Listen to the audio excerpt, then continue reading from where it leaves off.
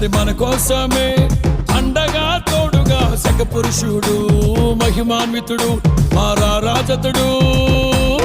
ఓహో వచ్చాడు మహారాజు మరి మన కోసమే అండగా తోడుగా సక పురుషుడు మహిమాన్వితుడు మారారాజతుడు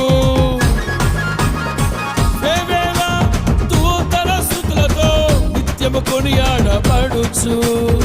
పరిశుద్ధుడు అతి పరిశుద్ధుడని నిత్యము కీర్తింపబడుచు